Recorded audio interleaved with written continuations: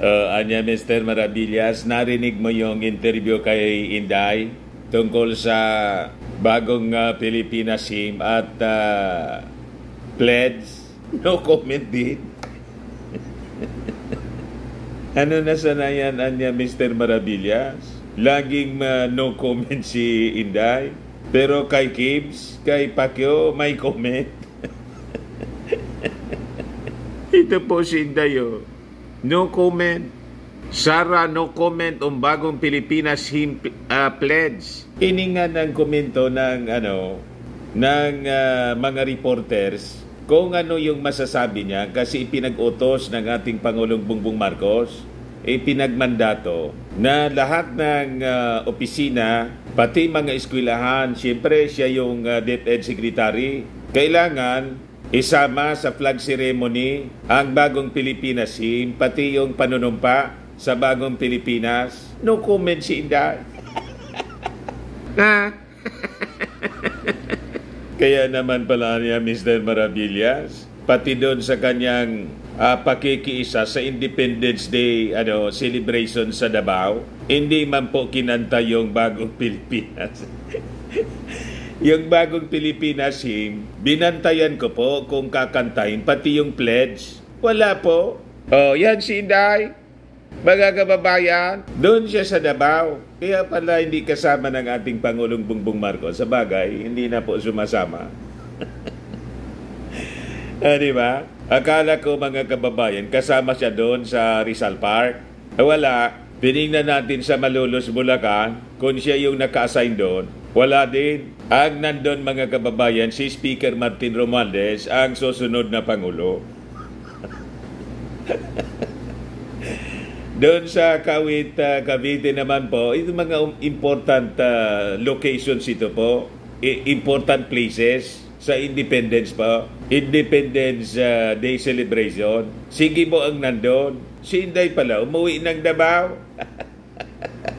Tapos binandayan ko po yung ceremony after ng pag-awit ng Lupang Hinirang. Ang sunod mga kababayan na kinanta yung dati, yung Ang Bayan Kong Tanging Ikaw, Pilipinas Kong Mahal. Binantayan ko kung isusunod ba mga kababayan yung bagong Pilipinas SIM, tapos yung pledge. Kasi may utos yung ating Pangulong Bongbong Marcos. Wala talaga po. Natapos yung seremonya. Ayaw makiisa po ni Inday. Tapos, iningan ang komento, no comment siya. What? Di andyan yan Mr. Maravillas kung yung Davao at yung Vice Presidente mismo, no comment.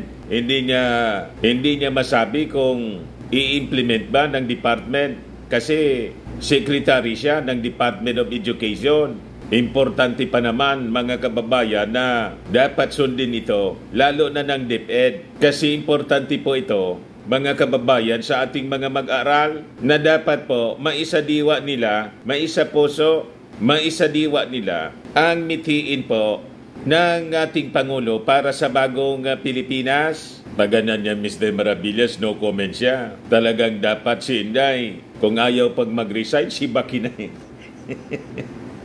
Malamang mga kababayan yung angantungan ni Inday kasi siyempre may administrative sanction siya kung ayaw niyang makiisa mga kababayan sa programa ng ating sa agenda ng ating Pangulong Bongbong Marcos.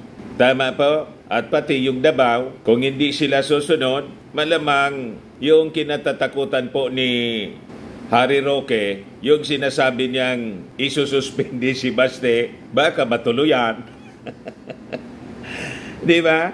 Kasi di ba dapat na lahat ng mga agencies ng ating gobyerno, mga departments, mga eskwelahan, colleges and universities, lalo na po sa elementary po, sa DepEd, kailangang susunod sila po. Pag hindi, may administrative sanction yan.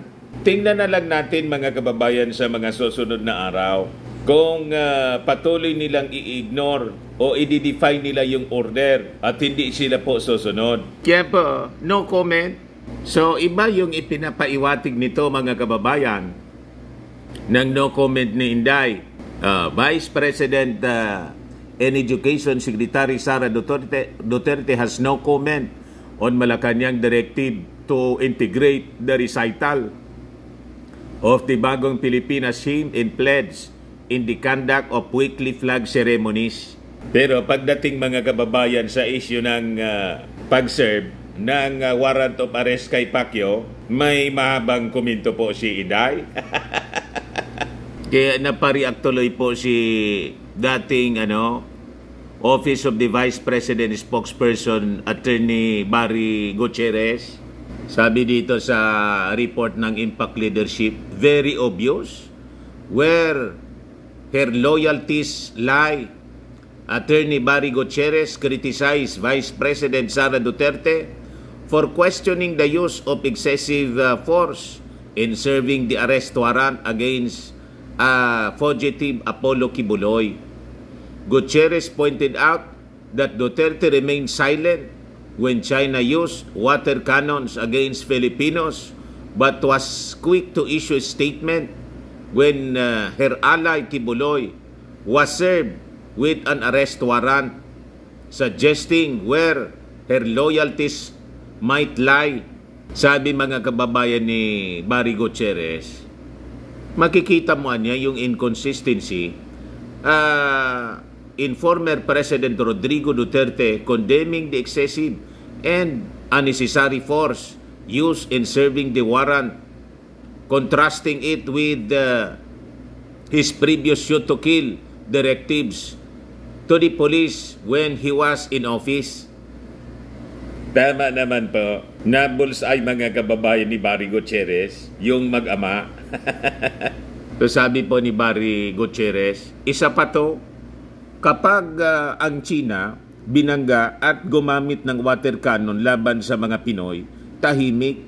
Pero kapag ang tropa nilang si Kibuloy inaresto, aba, statement agad. Very obvious where her loyalties lie. Kasi sabi po nung sa statement ni Inday, kaisa ako sa mga nananawagan ng maayos, katanggap-tanggap at makataong pagpapairal ng batas at pagtataguyod ng hustisya sa ating bansa.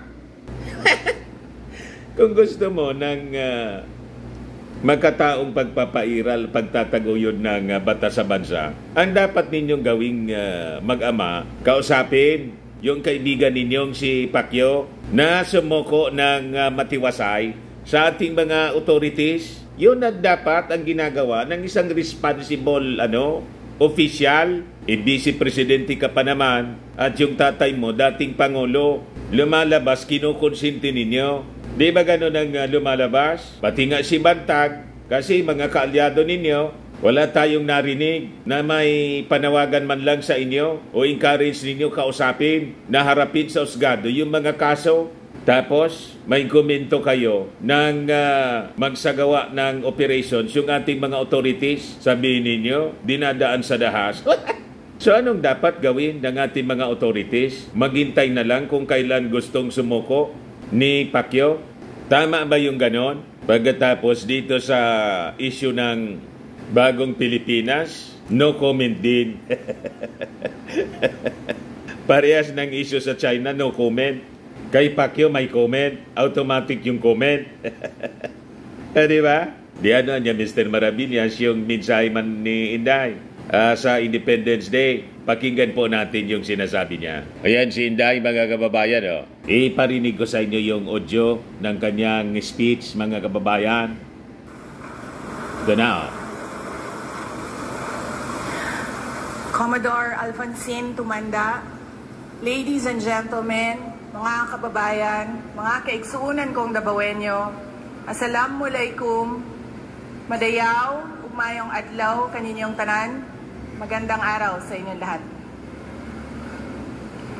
The city government of Davao warmly greets everyone gathered here celebration of the 126th anniversary of the Declaration of Philippine Independence, anchored on the theme, Kalayaan, Kinabukasan, Kasaysayan. Today, we are gathered to commemorate 126 years of sovereignty as well as to honor this great legacy left to us by our forefathers who displayed true courage, bravery, and patriotism. On in we do not only celebrate our liberation, but also place emphasis Malabo yung on video. the importance of remembering the adversities we have overcome and the ideals we fight for. The freedom we experience in the present is a result of the unyielding resolve of our ancestors to reclaim our right to govern ourselves as a sovereign nation. First atin ay para sa Diyos, sa bayan, at sa pamilyang Pilipino. Syukran. Ayan man lang po. Ganon kaiksi, mga kababayan, tulad ng syukran. Ganon kaiksi ng syukran. Ano man na niya yun, Mr. Maravillas? Wala man lang ka latoy-latoy. Yun ang nakayanan ng speechwriter ni Inday Sara. Or baka siya yung may gawa noon, yun lang yung pumasok sa kanyang isipan. Mabuti pa niya, Mr. Maravillas, no comment na lang. Para sa Independence Day, nag-message nga, wala mang kalatoy-latoy.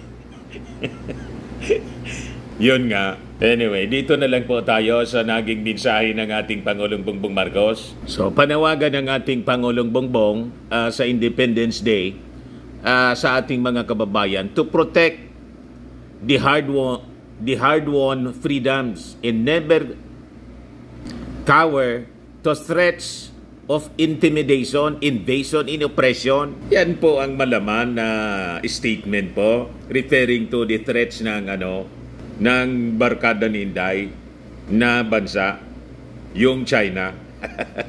Huwag daw tayo mga kababayan pasisindak. Yung mga Chinese warships po nandiyan dyan na sa dumami sila malapit sa Ayungin Shoal. Ang mensahe ng ating Pangulong Bongbong, huwag tayong pasisindak sa kanila. So sabi niya, isang karangalan na mapabilang sa lahing Pilipino niya, na ang mga ninuno ay magiting at nakipaglaban upang maibalik ang kasarinlan at kapayapaan sa ating bansa. Sabi ng ating Pangulo, at bilang anyang tagapagmana ng kalayaan na tinaptamasa natin ngayon, tungkulin ng bawat isa sa atin na pangalagaan ito at tiyakin na hindi tayo kailanman magpapatinag sa anumang banta ng pananakop at pang-aapi. Yan ang leader po. Sabi pa ng ating Pangulo, sa sarili nating pamamaraan, maaari tayong maging bayani ng ating makabagong panahon. Gamitin natin ang ating dunong at sipag sa bawat gawain at ang pinakamahalaga, maging mapagpakumbaba, mapagmahal sa bayan at marangal tayo sa lahat ng oras habang binabaybay ang daan tungo sa kinabukasang puno ng pag-asa at oportunidad tungo sa bagong Pilipinas na matagal na nating pinapangarap. Yan ang mensahe po na puno ng inspirasyon, malaman. Yung kay Inday po, walang kalatoy-latoy. Syukran. Yan lang ang matandaan mo sa mensahe niya po. Syukran. Si Speaker Martin Romualdez niya, Mr. Maravillas, ano naman yung sinabi? Buti pa si Martin po, pang-presidente yung kanyang mensahe. Ayan po, sabi ni Martin, tayo ay may tungkuling ipagpatuloy ang laban para sa kalayaan. Para lang tayo ay may tungkulin mga kababayan na ipagpatuloy ang nasimulan ng ating Pangulong Bongbong Marcos. Ang magpapatuloy yan si Martin. O, di ba? Kung si Inday po, wala. Balik tayo kay Maudix niya. O, di ba? Baka madiritsuhan na tayo maging province ng China niya. Yan po sabi ni Martin. Sa araw na ito, hindi lamang natin ginugunita ang kanilang kabayanihan, kundi tinatanggap din natin ang hamon na kanilang iniwan ang kalayaan ay hindi lamang isang pribilehiyo kundi isang responsibilidad. Tayo bilang mga Pilipino sa makabagong panahon ay may tungkuling ipagpatuloy ang laban para sa kalayaan, hindi lamang laban sa mga mananakop kundi laban sa kahirapan, katiwalian at kawalan ng katarungan. O di ba? Napakaganda ng mensahe ng ating Speaker of the House. O ito po yung mensahe ni Martin. Sa araw na ito, hindi lang natin pinupunita ang kanilang kabayanihan, kundi tinatanggap din natin ang hamon na kanilang iniwan. Ang kalayaan ay hindi lamang isang pribilehiyo, kundi isang responsibilidad. Tayo, bilang mga Pilipino, sa makabagong panahon, ay may tungkuling ipagpatuloy ang laban para sa kalayaan. Hindi lamang laban sa pangamanalakop, kundi hindi laban sa kahirapan, katiwalian, at kawalan ng katarungan. Ang pagdiriwang ng araw ng kalayaan ay hindi lamang pagbabalik tanaw sa ating makulay at ating kaysaysayan. Pagkakataon din nito para tayo makaisa sa pagbuo ng isang mas maunlad at pakatarungan lipunan. Walang syukran. Di ba? Ito naman po yung mensahe ng ating Pangulong Bongbong Marcos sa Vindi Honor sa Ceremonial Hall ng Palasyo Malacanang kasama yung mga ambassadors ng iba't ibang bansa. Nandun po si yung ambassador ng China, kausap po ni Martin. Ito yung ambassador ng China, mga kababayan. Yan yung Vindi Honor, mga kababayan. Ibig sabihin ng Vindi Honor, wine of honor, yung nagtotoast yung mga ambassadors with the President. Ayan hindi natin alam kung ano yung pinag-uusapan ng dalawa, ni Speaker at saka yung ambassador ng China.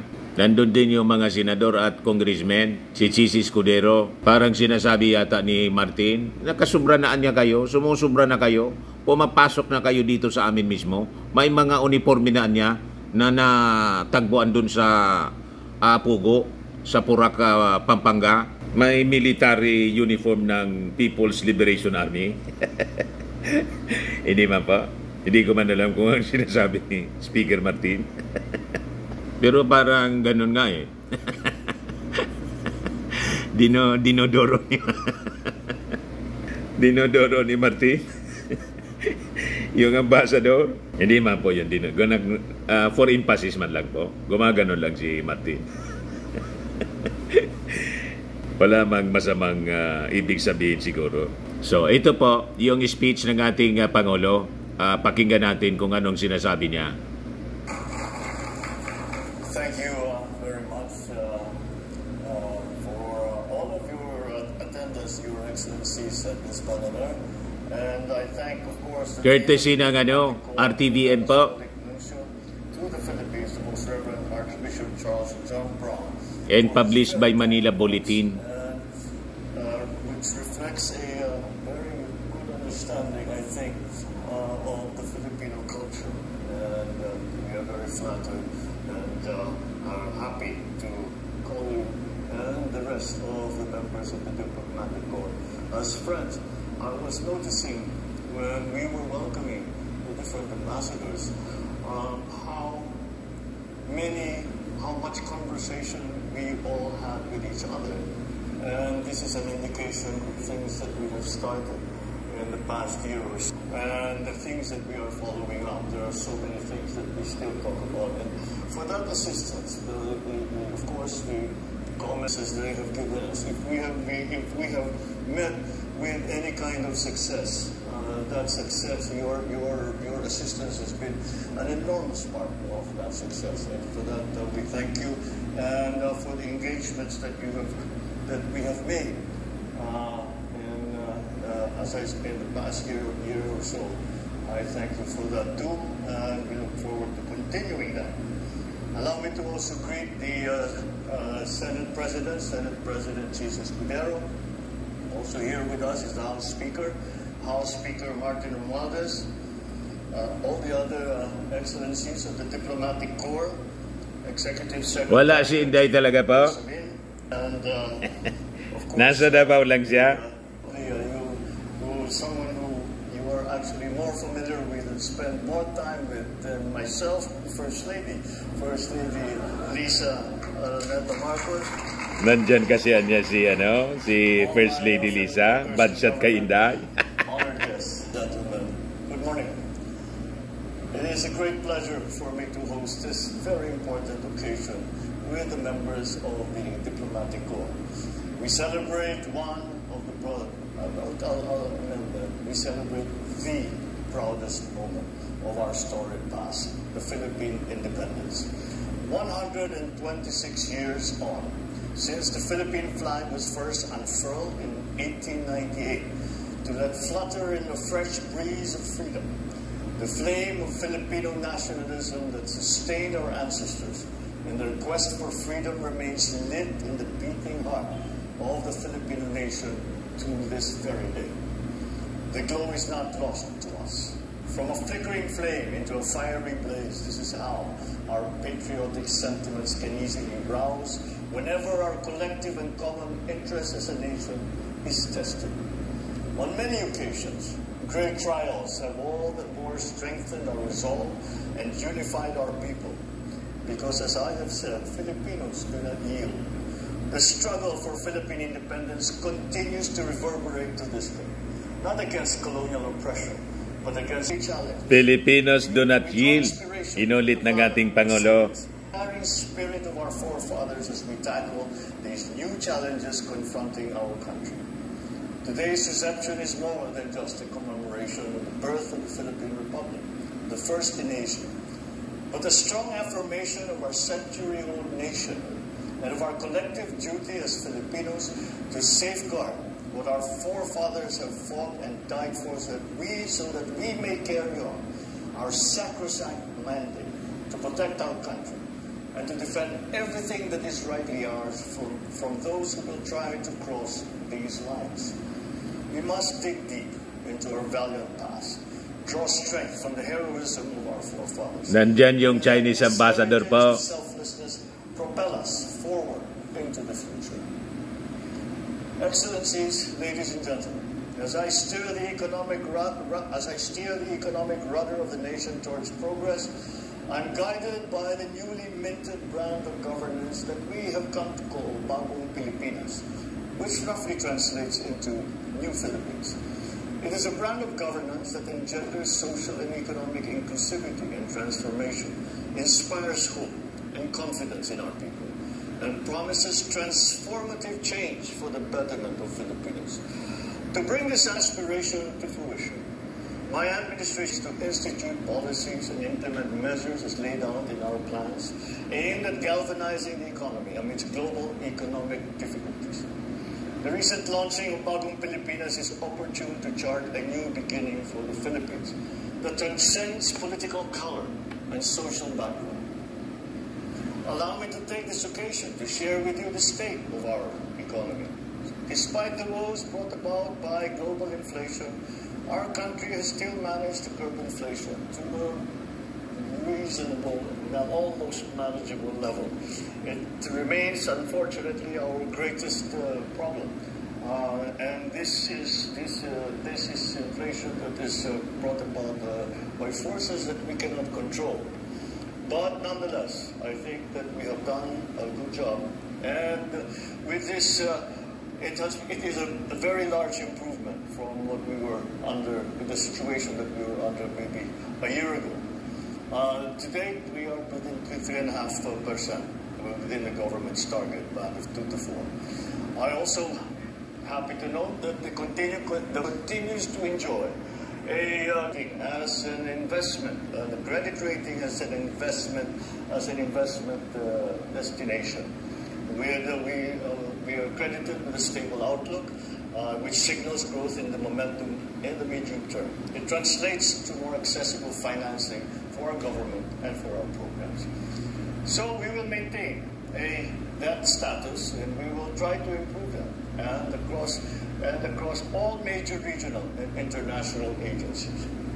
We now continue to work on our growth, and we have now recently been forecast to have one of the highest growth rates for the next year. And I think that this bodes well for the transformation of our economy, especially as we are trying to recover from the effects of our very bad drought and trying to prepare for what is coming season. So we continue to, but on the foreign policy front.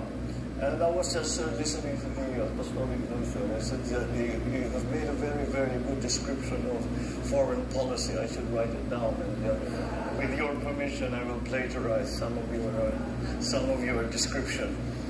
We continue to chart an independent foreign policy in keeping with our constitutional mandate. We pursue through international engagements that seek to strengthen existing alliances, build new partnerships with like-minded states. Our foreign policy is grounded on the continuing promotion and work for peace, and the continuing promotion and work for our nations. On the global stage, taking positions in support of the rule of law and of the rules-based international order. Rule of law, UNCLOS, laid out in the UN Charter and multilateral conventions. As we continue to promote diplomacy and dialogue in our efforts to build bridges in our various multilateral advocacies, such as for peace, economic development, climate change, and amongst others, we shall endeavor to enhance engagements with bilateral, regional, multilateral partners, especially in areas where cooperation has not yet reached its full potential. With Bagong Pilipinas, it is with confidence that I say that we are engaging the world for our country and for our people. At this point, ladies and gentlemen, allow me to ask you to join me in a toast and raise a glass to stronger bilateral ties between our countries and deepening linkages between our peoples in the many years ahead. Here's to all of your good health, long life, and prosperity. Cheers. Yan. Toast. So yan po mga kababayan yung mensahe ng ating Pangulong Bongbong Marcos habang nandun yung ambassador ng China. Binigyan niya ng emphasis po ang rules-based order that refers mga kababayan dito sa decision po ng UNCLOS na dapat sundin ng lahat. Ayos pa mga kababayan. Ayan man lang po. Ako po si Dante Maravillas. Bye-bye. God bless.